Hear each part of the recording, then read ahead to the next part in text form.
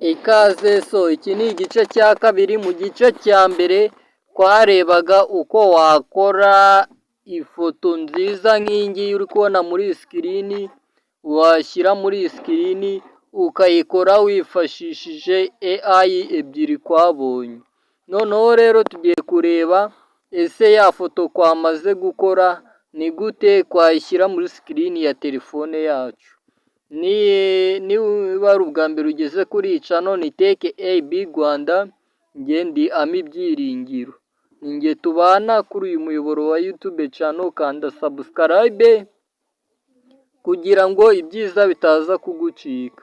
Uko rero ifoto ngiye kubereka ifoto AI yari yadukoreye, hanyuma nimara kuyibereka ndabereka nuko wabasha kuyishyira kuri home screen yawe. Reka kwinjire muri fayiro bigishyushye.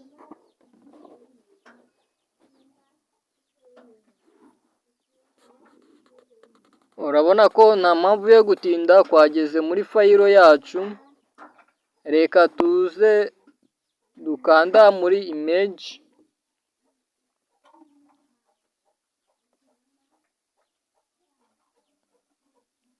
Mbashe kubereka neza ibyo ngiye kuba nabereka. Urabona iyi foto, iyi ngiyi, iyi foto mfunguye,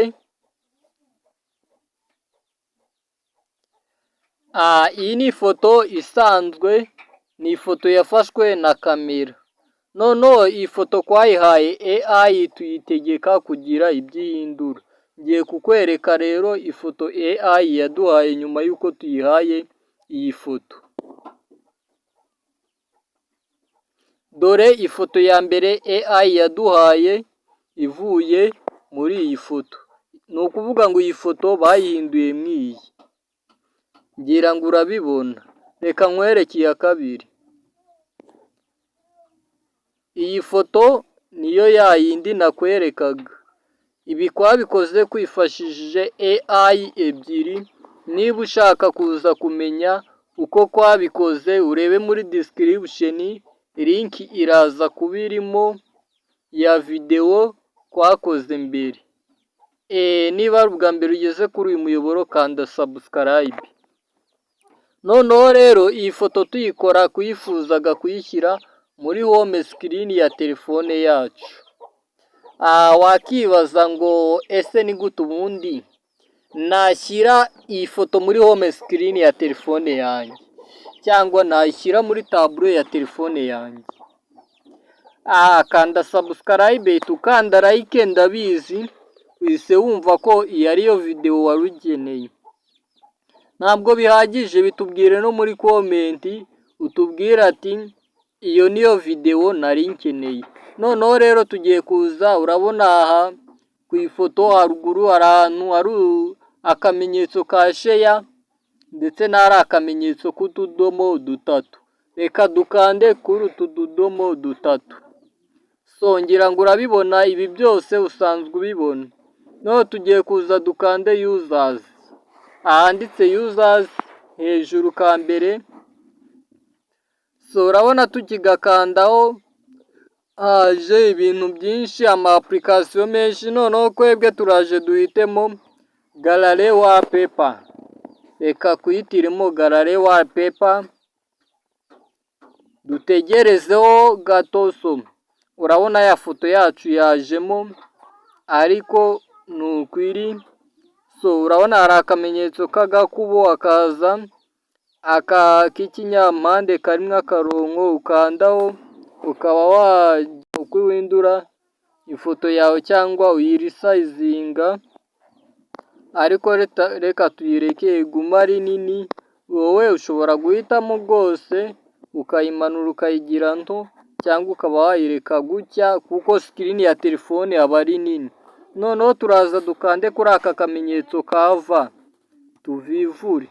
Noneho tugeze ahantu handitse ngo set wallpaper. Set wallpaper muri makeya ariyo bita home screen, lock screen, lock and home screen. So murabona ibi ni ibintu bitatu kandi byose biratandukanye.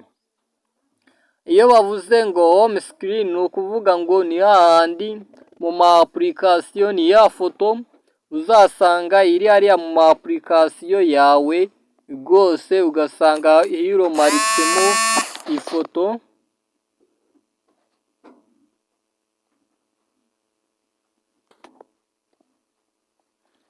Ugasanga hiromaritsemo ifoto niyo rwose. Iyo foto rero iba yariromaritsemo, iyo foto rwose iba yariromaritsemo, ni ukuvuga ngo iyo foto yiromaritsemo iba iri mu ma application. Noneho muri lock screen, iyo ushyize lock screen, iyo foto uyibona ugifungura telefone yawe utarakuramo password, niho iyo foto iba iri. Noneho rero home screen and lock screen, iyi foto izaba irimo hose. Ugifungura telefone yawe utarakuramo password uzaba ubasha kuyibona. Noneho rero ngiye kubereka urugero kuri home screen. Uraza wikandaho, ngira ngo wabibonye uko tubisetinze.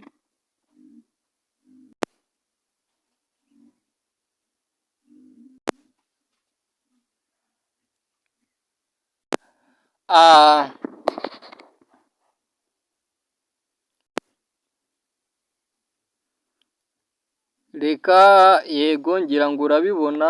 Reka tujye kureba ko yagezemo. Ngira ngo urayibona ko ya foto yahise igera muri home screen yacu. Noneho tugiye kuza turebe aha kabiri.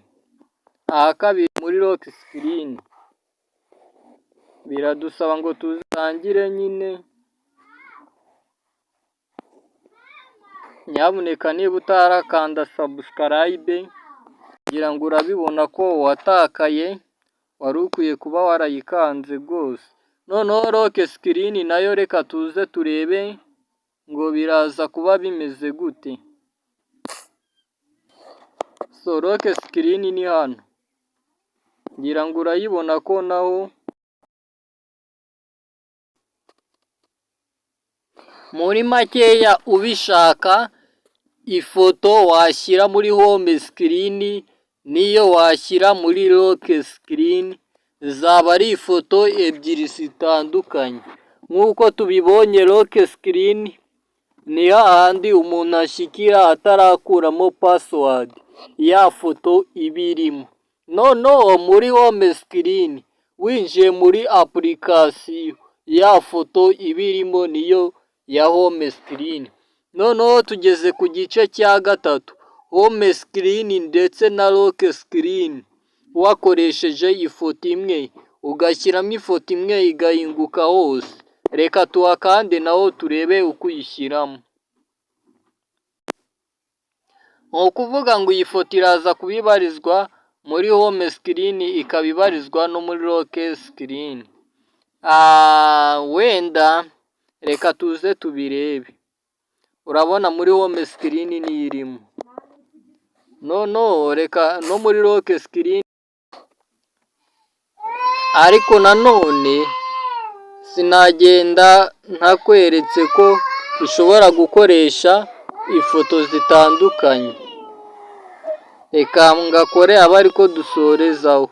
Iyo muri home screen n'iyo muri lock screen bize kuba bitandukanye. Bize kuba bitandukanye.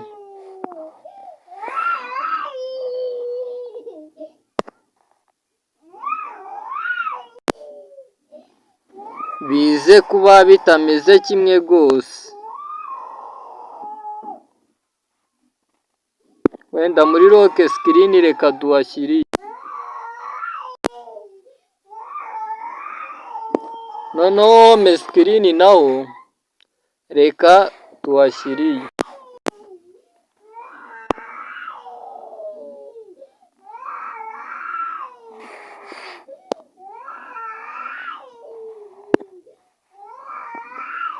Urabona ko ni ifoto ebyiri zitandukaniye kuri background. Reka mbikubwire kugira ngo bitaza kugucanga, reka tujye muri home screen turebe.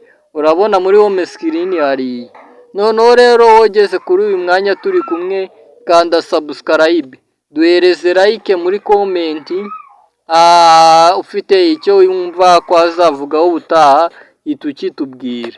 Noneho tugiye kujya muri lock screen, ubwo turaba tunasoje. Ndagushyirira video yabanje muri description. So reka turebe muri lock screen ifoto ihari nayo uko imeze. So niyo yiyi